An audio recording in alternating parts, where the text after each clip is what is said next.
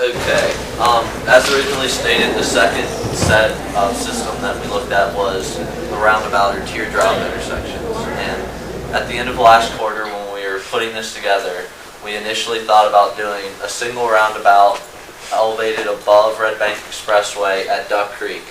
But then the problem came that you had the intersection of Duck Creek and Old Red Bank Road extremely close to a roundabout, which is not necessarily the greatest idea. So we started to look into how can we make a teardrop roundabout work here. And we started with a larger roundabout and a smaller roundabout, which we didn't really felt worked.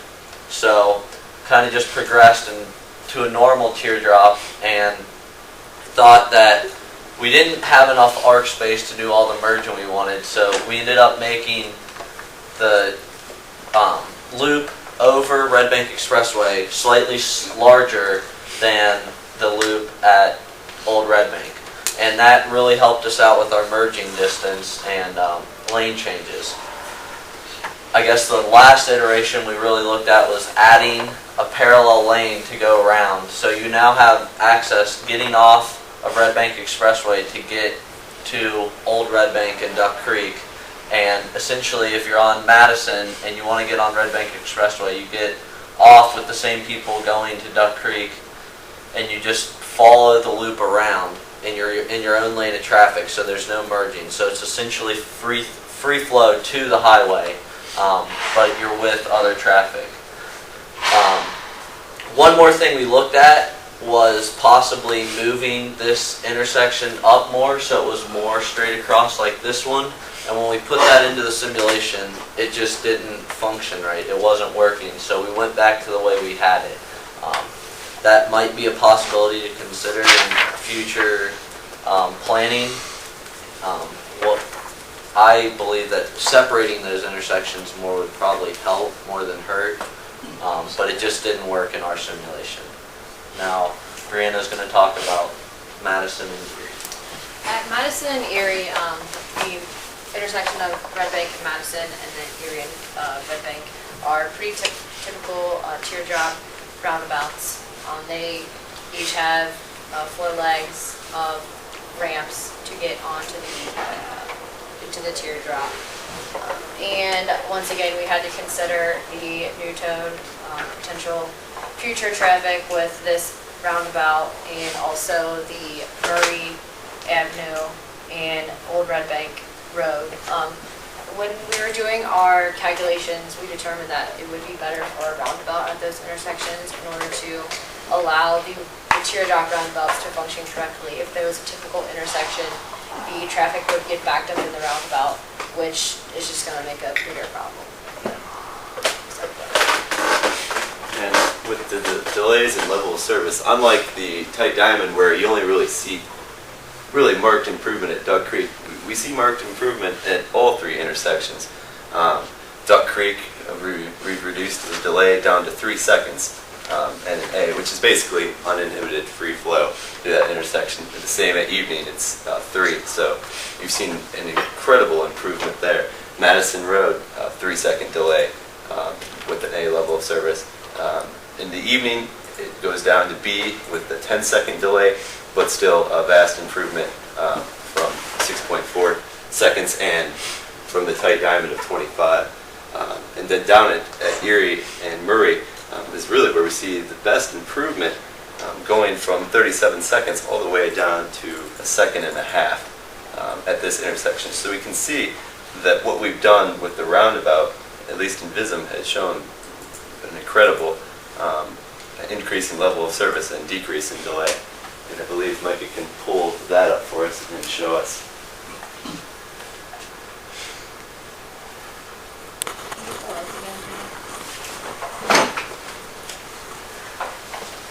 Okay, the simulation is running here.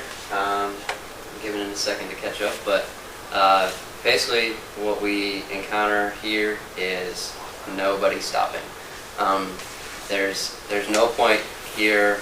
When I finally got everything to work, there became no point where anybody stopped. There's almost no backup. In the morning, the last thing I did was to add a second kind of a bypass turn lane, because there's a heavy left coming from Madison and going northbound. So I added an additional right turning lane here, but once I did that, it cleaned up the last of any backup that would occur. So as you can see, cars were able to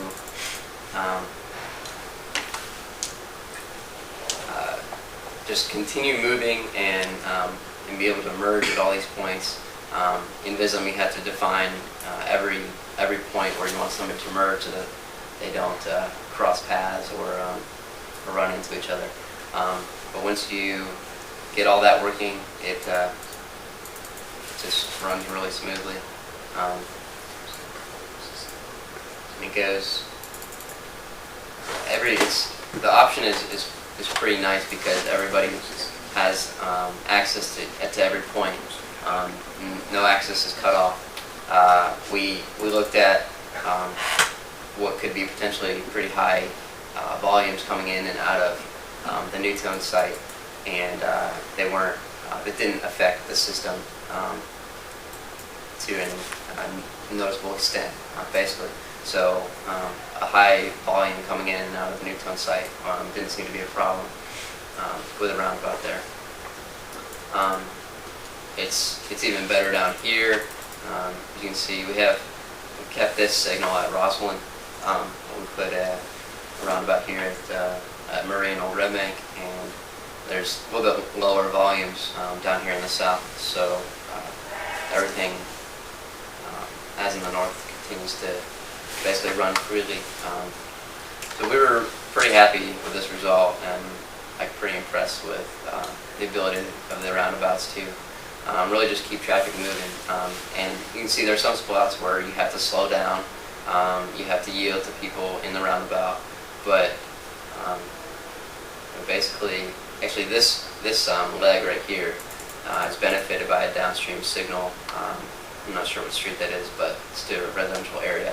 But that kind of creates platoons of vehicles that kind of give this leg time to catch up, so that the backup doesn't continue to build. There's another place where that happens up here at the entrance to the Coke factory. So that's about all I have for that.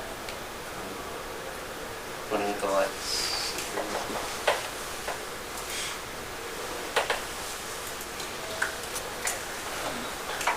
Does anyone have any questions regarding anything that we've seen?